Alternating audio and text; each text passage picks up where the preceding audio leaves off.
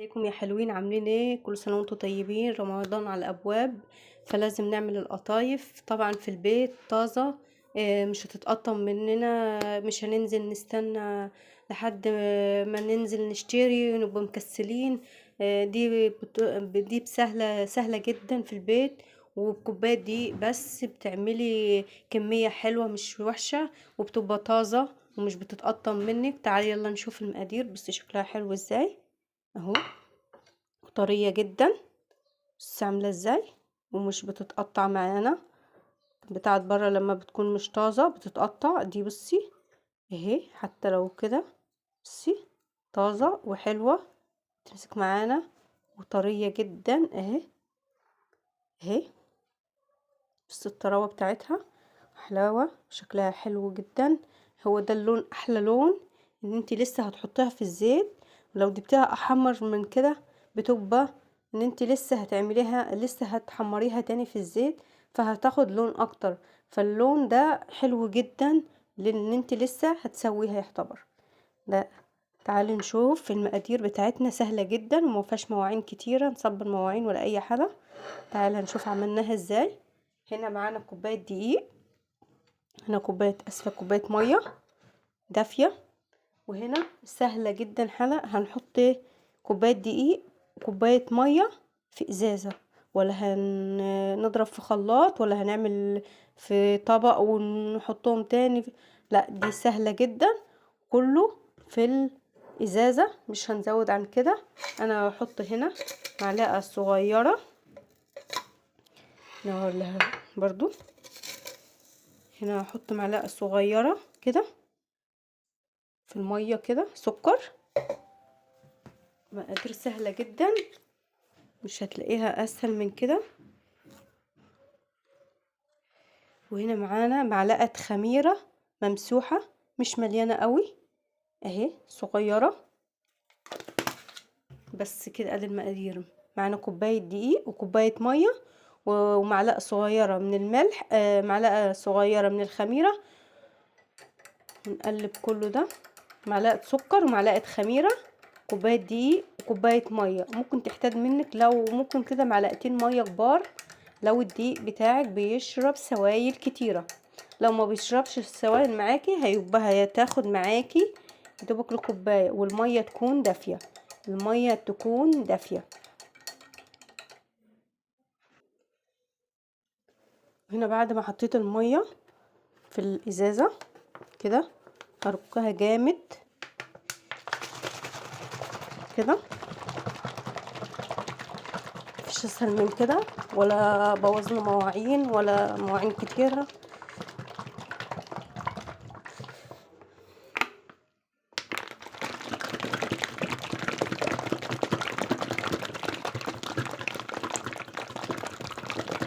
احنا عايزين الحاجات السهلة السريعة.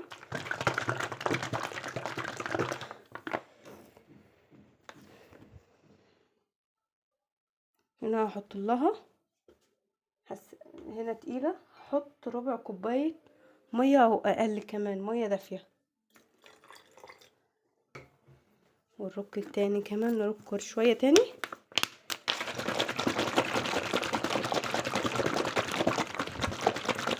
العجينة بتبقى معانا ولا تقيلة قوي ولا خفيفة قوي، بتبقى متوسطة كده زي الكريب كأني.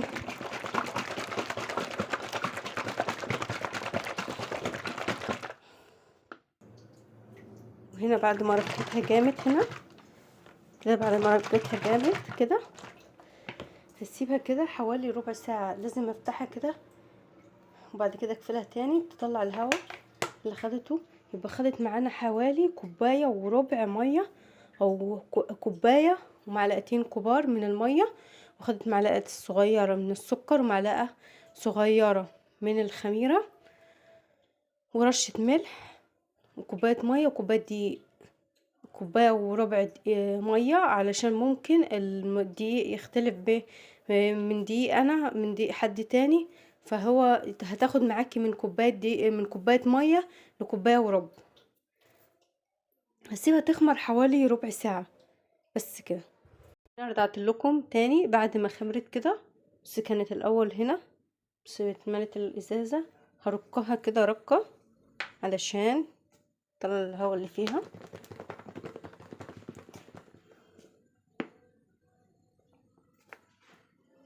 ومن غير ما نكبها في اي حاجة، هي بتبقى عارفة عاملة زي العجينة بتاعتها، عاملة زي الطحينة كده.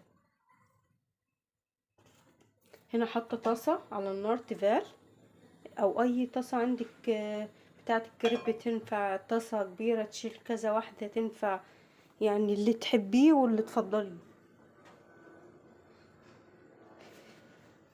هنا بس اول حاجة همسحها بس كده مسحة ايه بالزيت كده، منديل كده يا دوبك،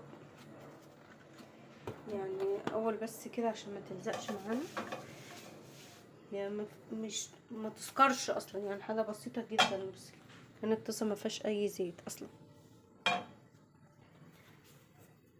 نعرف بس الطاسة سخنت معانا، نجرب اول واحدة بالازازة زي ما هي، ولا بوظنا عملنا مواعين كتير ولا اي حاجة. اهي زي ما انت تحبيها، صغيرة كبيرة.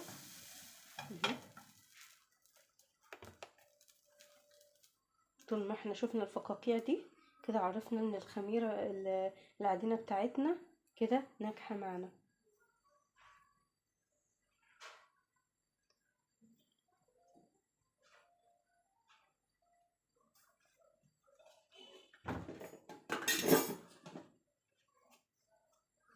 نسيبها وما نقلبهاش، نسيبها لحد ما كل العجين اللي احنا شايفينه ده يختفي.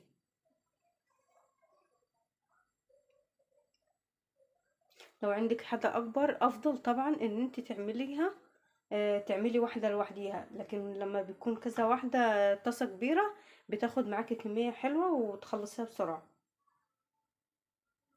لسه برضو ما استعجلش عليها، اسيبها لحد ما كل العجين ده يختفي.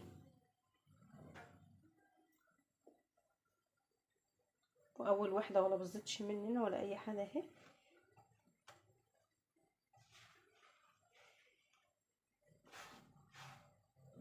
كل ما تحطيش كمان، يعني ما حطيناش يعتبر اي نقطة زيت كده، مسحنا بس الطاسة، معانا هتطلع لونها حلو قوي اهي. اهي لونها حلو. نجرب واحدة تاني مع بعض.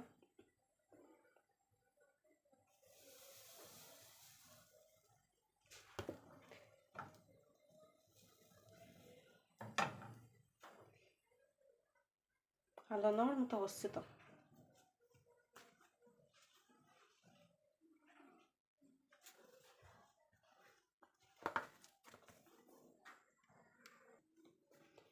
اهو على نار متوسطة.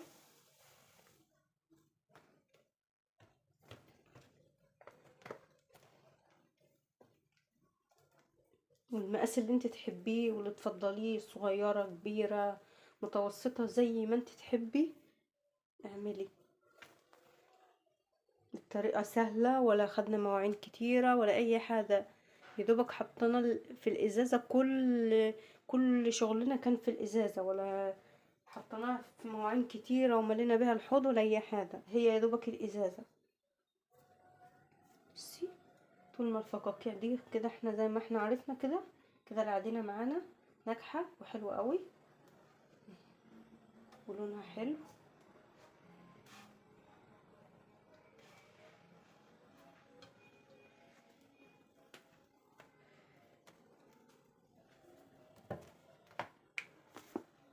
مهم. وبتصب الازازة معانا حلوة، يعني مش بتنقط ولا اي حاجة.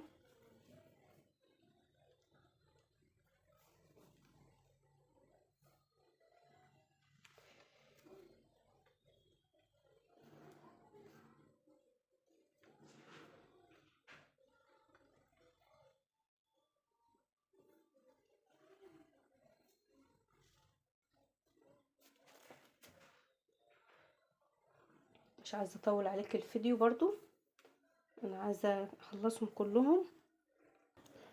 بتمنى القطايف تكون عجبتكم، وكل سنة وانتم طيبين، وطريقة سهلة وما خلتناش ما تكلفناش حاجة، كله في البيت ومقاديرها سهلة ومفيش صابين مواعين كتير ولا اي حاجة، كلهم حاطينهم في الازازة، سهلة وسريعة. وكل سنة وانتم طيبين. سلام.